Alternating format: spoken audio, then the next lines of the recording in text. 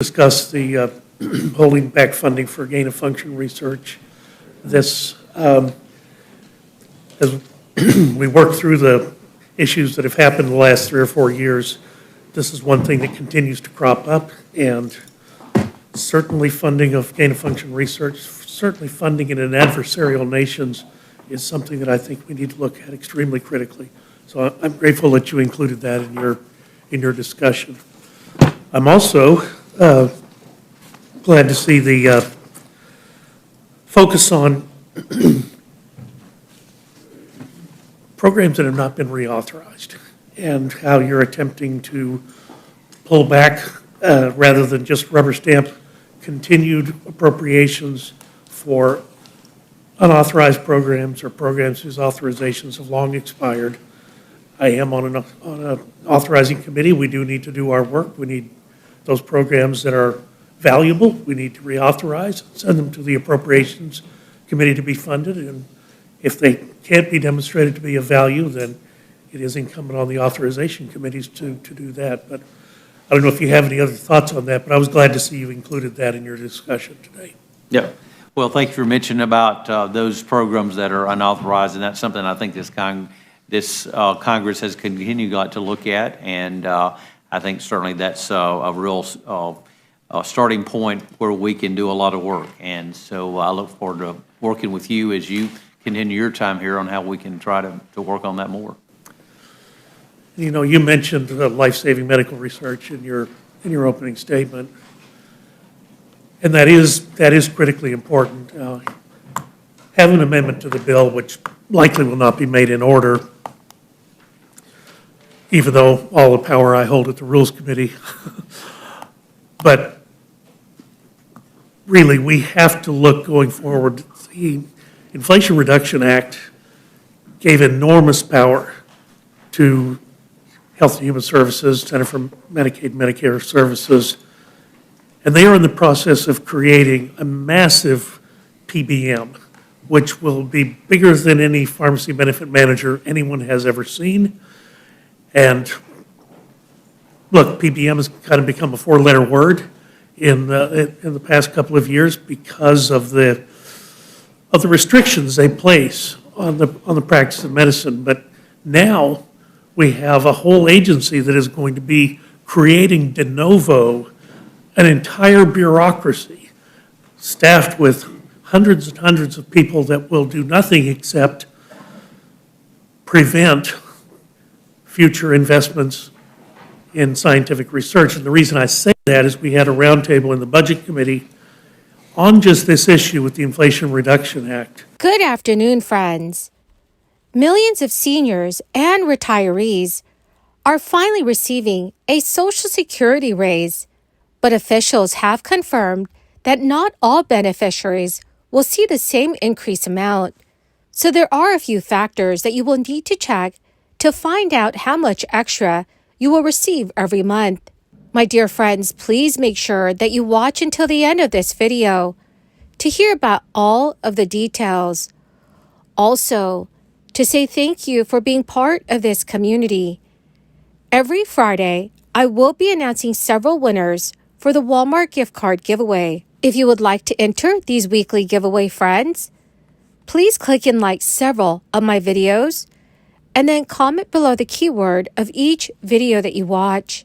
The more videos that you comment on, friends, the greater your chances of winning these giveaways. If you are currently receiving Social Security benefits, you may be aware that the amount of your benefit check is going to increase next year. A cost of living adjustment will be going into effect, which will result in retirees and other Social Security recipients receiving a little extra money. But it's important to know when will you exactly start to receive those larger payments. Social Security recipients are on track to receive a 3.2% increase in their checks beginning in 2024.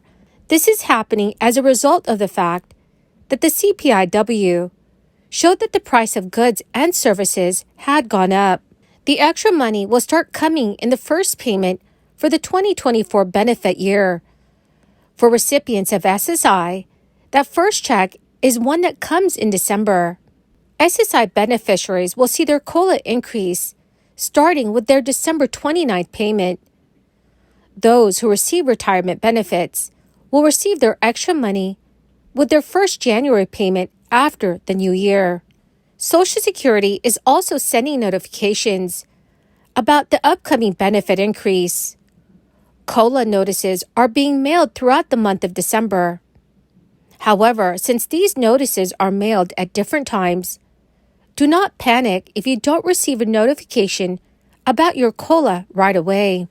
According to Yahoo News, for those who do not want to wait to receive their notice until it comes in the mail, the document will be available online starting in early December. You can log in and see exactly how much your new benefit amount will be after the COLA takes effect, so you won't be surprised. Those who pay the standard premium for Medicare Part B will see $9.80 added as a monthly charge for Medicare compared with what they were paying last year, since premiums are increasing. And Medicare payments are usually withdrawn right from Social Security checks.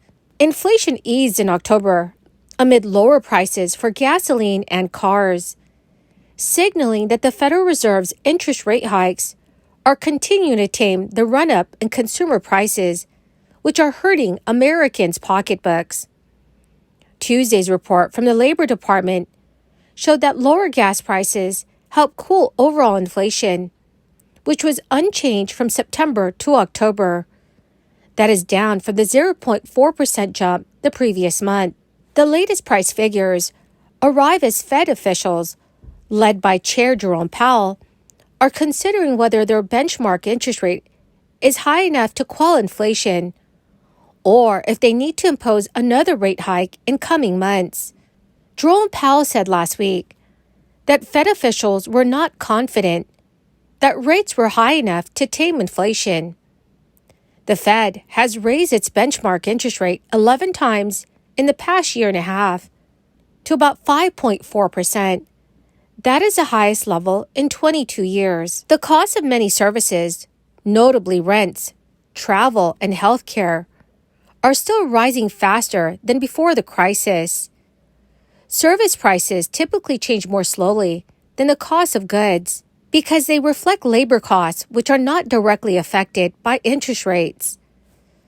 The central bank's rate hikes have increased the cost of mortgage, new auto loans, credit cards, and many forms of business borrowing, part of a concerted drive to slow growth and cool inflation pressures.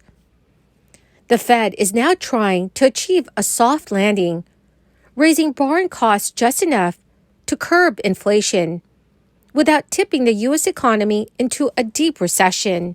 Well, my greatest and most beautiful friends, that is the end of my daily stimulus update video for today. Thank you, dear friends, for being part of this community. I will be announcing several winners every Friday for the Walmart gift card giveaway.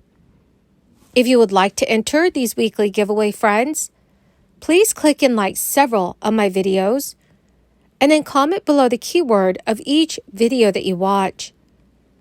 The more videos that you comment on, friends, the greater your chances of winning these giveaways. Thank you, and have a wonderful and very blessed weekend.